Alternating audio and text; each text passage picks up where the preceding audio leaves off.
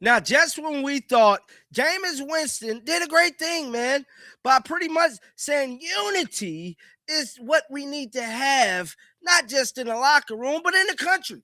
I thought it was a profound speech. I'm here to tell you, Jameis Winston's speech ain't sitting right with a lot of people today. And I knew it. I knew it, bro. You can't win for losing on either side. Jaxson Dart can't win for going to the Trump rally or Trump speech thing. Jameson Winston cannot win for trying to bring people together in a unity type situation. And Abdul Carter is just like a deer in headlights right now. But make no excuses about it. I told y'all yesterday, just like I'm telling y'all today, this whole thing ain't going to be pretty for the New York Giants. That's why we going to continue to cover this whole saga. And I might just cover the Giants for the whole duration of the season. Because if any foul malice come out of their locker room, this is where it started at. This whole Trump situation is where it started at. They have landed the best arguable coach out of all of the coaching hires in 2026. Everybody wanted John Harbaugh because John Harbaugh is the type of coach that come in, turn this thing around, and he's a Super Bowl winning coach. He's a disciplined coach. The Giants was in high standards amongst fans around the nation because everybody wanted to see what was next for the New York Giants. Well, in this case, everybody still want to see what's next for the New York Giants, but it's kind of drama-filled. Now, we all know Jameis Winston gave that profound speech yesterday, and we're going to play a little bit of the speech here shortly. But someone said, I'm sorry, but did I hear this right? Did Jameis Winston just compare Jaxson Dart being at a Trump rally to Democrats in the KKK blowing up church in Alabama in the 60s? From stealing crab legs to this, and yes, he sure did. Somebody else said, what are you talking about? Jameis Winston is a leader and framed this whole silly situation perfectly. He has a bright future. Somebody said a bright future. He's been in the league like 15 years and is currently a backup. Oh, my God. Somebody else said, not only did you hear it correctly, but many people celebrated the comments as if it was legitimately insightful and relevant commentary. Somebody else said also. Somebody said this man, which is we ain't finna get into all that. Somebody said Giants legend Lawrence Taylor and Otis O.J. Anderson waited in line for Trump's autograph. Now, this is Trump. I don't know. LT Lawrence Taylor has been very connected to President Trump, and he has not hid from it. Here's a clip here. This is Trump Media. Is this your first time you're ever waiting online for an autograph? Of anyone. Of anyone. First time ever. First time ever. LT? Second time. Second time. Who did you wait for the first time? Santa Claus. So Santa Claus was one. And Trump is two. Santa Claus is two. This is Trump Media. And yeah, man. So the people just comparing a quarterback introducing, yeah, bro, they ain't happy with this, man. So this is what Jameis Winston said. This is what got everybody pissed off. This is what got everybody mad. Let's listen to this one more time. Abdul then for standing up against what he feels is divisiveness. I'm proud of Jaxson and Abdul for having this conversation, getting in front of y'all and speaking what they will love. I'm proud of our team for understanding that, like, we don't have to pick a side in this. We have to understand, we have to have support for other people's, our team, like what they stand for. I'm not going to say, oh, man, you wrong. Why would you do that? I'm going to say, okay, that's probably not what I believe. But I love you as I love myself, right? So I'm going to give you some grace, all right? And I'm going to help you. I'm going to show you, hey, look, man, look, this is what happened. All right? This is how you handle this. All right, this is what teamwork looks like.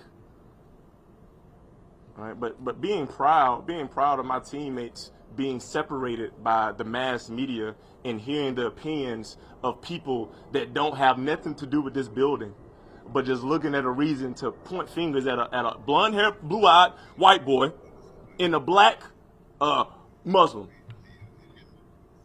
That is what's happening to the world, right? And they poke and pry at these young men. I know Abdul say like we men, yeah, but how many people in this group has never made a mistake? How many people in this group has never said something or did something that they wish they didn't do? I don't know. I don't know how many people in the world can say that they didn't say or do something that they would take back. Now, I'm a person. I don't have many regrets, but I do have moments of education where I have to learn about the platform that I have, right, and the actions and the decisions that I make, and who that impacts, right. And I think this is an excellent opportunity for those two young men to realize what they represent, the platform that they have, and how they're going to go about navigating that and standing on what they both believe in.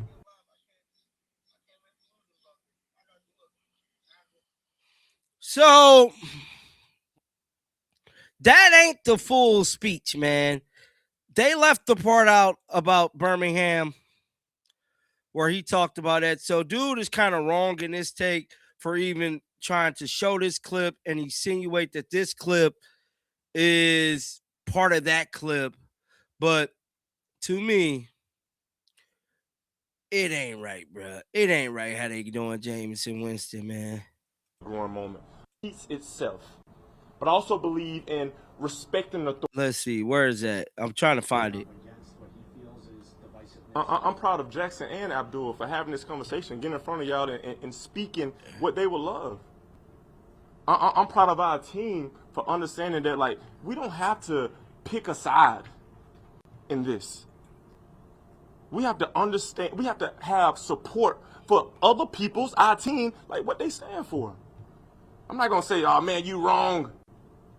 Why would you do that? I'm going to say, okay, that's probably what don't have nothing to in a black Muslim. Never said something or did something that they wish they didn't do. That ain't the clip, man. That's the one we just seen. Over there, I think one thing, like, we're going to quickly turn uncomfortable into. Here it go, y'all. Here it go. From a city, Birmingham, Alabama, where they blew up a church with 4 little girls, and their parents and family had to go around picking up their limbs in the deep south. Picking up their limbs, 4 little girls. I'm from a city where a little 9-year-old girl who decided to march got put in jail for volunteering her right of free speech, for standing on what she believes in. That's history. And I believe history repeats itself. But I also believe in respecting authority, respecting treating the man and the woman as I would like to be treated. That is how uncomfortable situations and uncomfortable times help unify people, because you know them, you realize from them, and you grow from them. Right now, I mean, I haven't been a part of any openly traumatizing things like that happen, not 250 years ago when this country came into existence, but try about 80 years ago. We got people that still live during that time. Those little girls will still be living right now. That 9-year-old girl that got sprayed with hoses and you put dogs on her and put her in jail, she's still living right now. It's a little children's book. I read this book about this 9-year-old marcher to my kids. That's why educating our youth and informing them of our history is so important. A lot of people try to push it past. You're like, oh my gosh, like that's behind us. No, guys, we living in it right now. We got a blonde hair, blue eyed white kid and a black Muslim religion black kid who are coming together and showing the world that we can come together. We can happen. We don't have to see everything. Everything doesn't have to be viewed in this perfect little snow globe, and everything doesn't have to be perfect.